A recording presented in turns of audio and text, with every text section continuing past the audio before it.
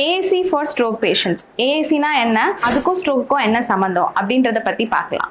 ஏஏசியோட full form அப்படின்னா augmentative and alternative communication. அதாவது பேசும்போது சில டிஃபிகல்ட்டி இருக்கிற பர்சன் அவங்க கம்யூனிகேட் பண்றதுக்கு ஒரு சப்போர்ட்டிவா இருக்கிற விஷயமாவோ இல்ல ஒரு ஆல்டர்னேட் மோடா இருக்கிறது தான் நம்ம ஏஏசின்னு சொல்லுவோம். இதுலயுமே நிறைய வகைகள் இருக்கு. நம்ம கை அசைச்சு ஒரு செய்கையில பேசுறதுல இருந்து, சைன் லாங்குவேஜ்ல இருந்து, எழுதி காமிக்கிறதுல இருந்து, ஒரு அதுக்குன்னு சில apps and software device use பண்ற எல்லாமே நம்ம ஏஏசின்னு தான் சொல்லுவோம். இதுல டைப்ஸ் அப்படின்னு சொன்னா அன்எய்டட் அண்ட் எய்டட். அன்எய்டட்னு சொல்றப்போ எந்த பொருளும் யூஸ் பண்ணாம அவங்க கம்யூனிகேட் பண்ற விஷயத்த இன்னும் தெளிவா சொல்றதுக்கு யூஸ் பண்றது தான் அன்எய்டட்னு சொல்லுவோம். அதுலதான் நான் சொன்ன மாதிரி கை செய்கைகள் யூஸ் பண்றதோ இல்ல சைன் லாங்குவேஜ் யூஸ் பண்றதோ நம்ம அன்எய்டட்னு சொல்லுவோம். அதே எய்டட்னு சொல்றப்போ ஏதாவது ஒரு பொருளை யூஸ் பண்ணி அவங்களோட தேவைப்படுற கம்யூனிகேஷனை பெட்டரா கிளாரிஃபை பண்றதுக்கு யூஸ் பண்றது. ஃபார் எக்ஸாம்பிள் ஒரு பென் அண்ட் பேப்பர் எடுத்து எழுதுறது, இல்ல பிக்சர் காமிச்சு பேசுறது, இல்ல அதுக்குன்னு டெவலப் பண்ண ஆப்ஸோ இல்ல டிவைஸோ யூஸ் பண்றதெல்லாம் நம்ம எய்டட்னு சொல்லுவோம்.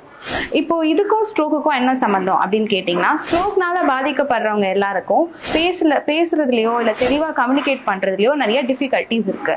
அவங்க நினைக்கிற வார்த்தைகளை சொல்றதுல கஷ்டங்கள் இருக்கலாம், இல்ல பேசவே முடியாமையும் இருக்கலாம். அந்த மாதிரி இருக்கிறப்ப அவங்க தெளிவா பேசுறதுக்கோ கம்யூனிகேட் பண்றதுக்கு ஒரு சப்போர்ட்டிங் ஃபேக்டரா இந்த ஏஏசியை யூஸ் பண்ணலாம்.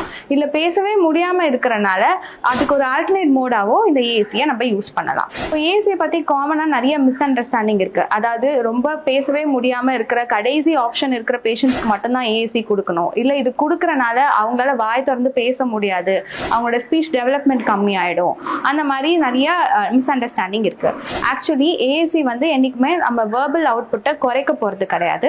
அது இன்னும் பெட்டரா கம்யூனிகேட் பண்றதுக்கு ஹெல்ப் பண்ணுமே. அண்ட் அவங்கள இண்டிபெண்டன்டாவும் சோஷியல் என்வாயன்மெண்ட்ல பேசுறதுக்கு அவங்களோட ஆப்பர்ச்சுனிட்டி எல்லாம் கம்யூனிகேட் பண்றதுக்கு ஈஸியான ஒரு ஆப்ஷனாக தான் இருக்கும் எப்பவுமே ஏஏசி. இப்போ அட்வான்டேஜஸ் அப்படின்னு நம்ம பார்த்தோம்னா, ஒருத்தர் எப்பயுமே ரிலை பண்ணி அவங்க கம்யூனிகேட் பண்ணணும்னு அவசியம் கிடையாது. அவங்க தேவைகளை ஸ்ட்ரெயிட் ஃபார்வர்டா அவங்களால சொல்ல முடியும்.